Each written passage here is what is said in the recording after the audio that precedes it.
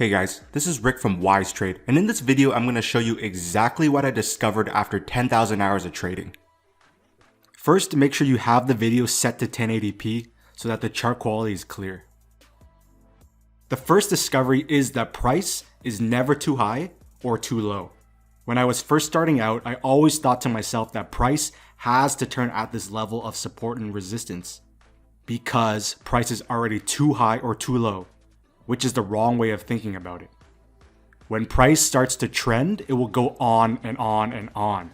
So here's an example on the pound Kiwi. As you can see, we had a level of resistance here with 4 rejections.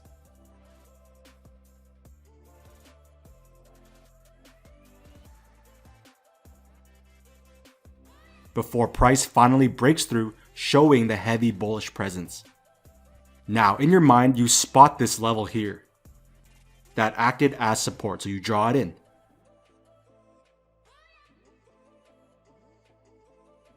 But as you can see, price breaks right through. And you're probably thinking, I wasn't going to take that trade anyways, because it was a fresh breakout. So next, you look left and you see this next level here, so you draw it in.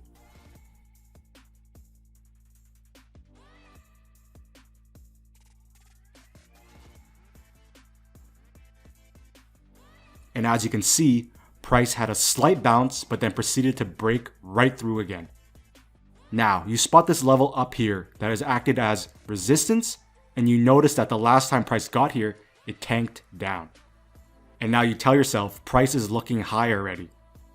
And we just blew through 3 levels, so this level must be a good short trade.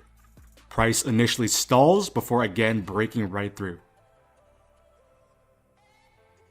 So then, you look left and notice this next level of resistance and say, okay, this is finally it. Price is way too high now, it can't just keep going. And we are also approaching overbought RSI. And look at these great candle wicks rejecting this area. But again, boom, it breaks right through. So coming up to this next level is where the actual reversal occurred. Everything that has come before this level showed 0 bearish presence. Price does not truly show the first sign of slowing down until we have these 4 rejections at resistance, a break of the triangle, and a bearish engulfing candle, which is where the true reversal trade occurred. So again, price is never too high or too low. Always wait for price action and confirmation that it is actually ready to reverse. Now, onto the second discovery. When price breaks out, there often isn't a pullback that occurs. A lot of traders like to trade the pullback after a fresh break. But often when price breaks out from a huge turning point, such as a key weekly or monthly level, there often isn't a pullback as price starts to move with heavy momentum. So this is the Aussie dollar pair. This red arrow here is where the trade we will analyze occurred. As you can see, this area is very key and has acted as both support and resistance a vast amount of times. So let's zoom in and I'll show you what I mean.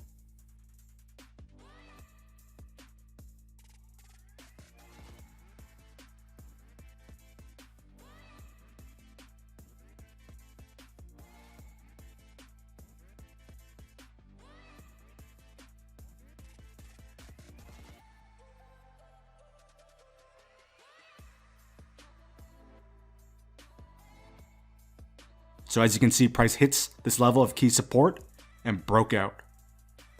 This is very bullish because we have a break of the trend line, break of minor resistance, and a bullish engulfing candle.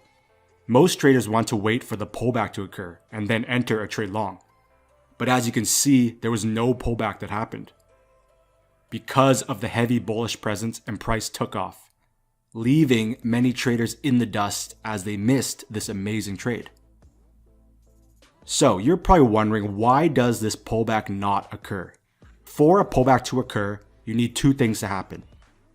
You either need people who went long to start closing their positions, or you need sellers to start shorting this pair. Now, if you are even a beginner trader, you know that there is a high chance that neither of these 2 things are happening. And if they are happening, it is not happening enough to a scale where it can trigger a pullback. There are only buyers in the market right now, causing it to only have one direction. Think about it from your perspective. Let's say you have seen price in a downtrend for months and months, before finally reversing and you enter a trade long here. Why would you all of a sudden close it so early the second it starts trending upwards? You wouldn't. Now, think about it from a seller's perspective. You notice a fresh breakout showing the heavy bullish presence. Why would you jump in front of the trend and enter a trade short here? You wouldn't. Again, without buyers closing their long positions and sellers entering short, it only has one direction to go. Now, to add more fuel to the fire, more traders will continue entering the market long here, and people who are already in long positions might continue adding more positions as well, which only drives the momentum harder. Now, I'm not saying that pullbacks don't happen, as there is plenty of times when you do have pullbacks occur. You just have to know how to act in both situations, or else you'll miss good trades. So you're probably wondering, how do you get around this problem? To not only take advantage of breakouts without pullbacks, and to not miss amazing trades, but also not to get caught holding the bag when a pullback does occur. We explain this concept more in depth on our website, along with a lot more free content, so check the description below for that. Now, the third discovery is to always check correlations between pairs. What this means is you might spot an amazing trade, but if other correlating pairs are telling you something different, be very careful. Now, I'm not saying that the trade won't go in your favor, but you have to be careful. Here's an example on the dollar CAD. You notice a level of resistance here, so you draw this in.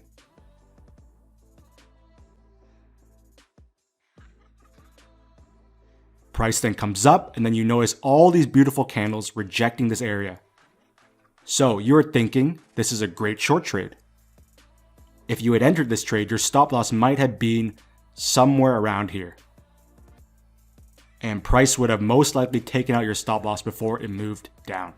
Now, if you had checked correlating pairs such as the dollar Swiss here, you would have noticed that price is in a fresh uptrend and is heavily bullish, showing the strength of the dollar. Now, jumping to the euro dollar, you see the same thing. It is in a heavy downtrend, showing how weak the euro is against the dollar, which again shows the dollar's strength.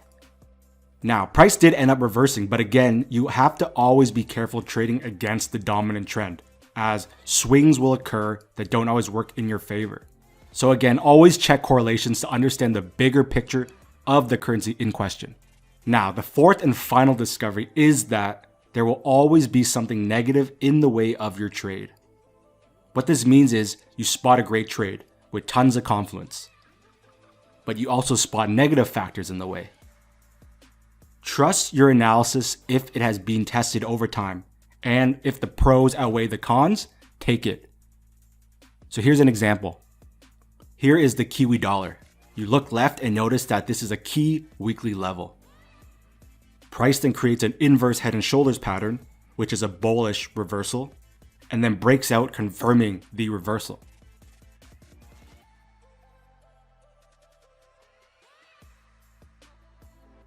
Price then creates a small pullback, which gives you a good trade. Now, some of our beginner traders didn't take this trade because they saw this level in the way, which made them miss this great trade that ended up taking off. From experience, there is always something in the way of a good trade. Focus on the bigger picture and you'll know where the market is truly headed, and you can disregard these minor levels. Now, to recap the 4 key points.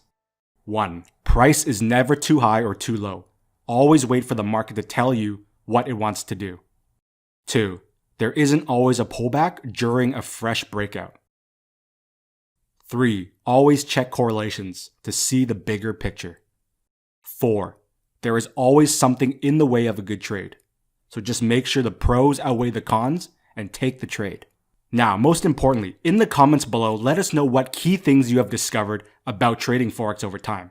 And also, let us know in the comments what kind of video topics you want us to cover, and we'll work our best to create them for you. Please like and subscribe to our channel to show your support, as this goes a long way. So thanks for watching, and I'll see you in the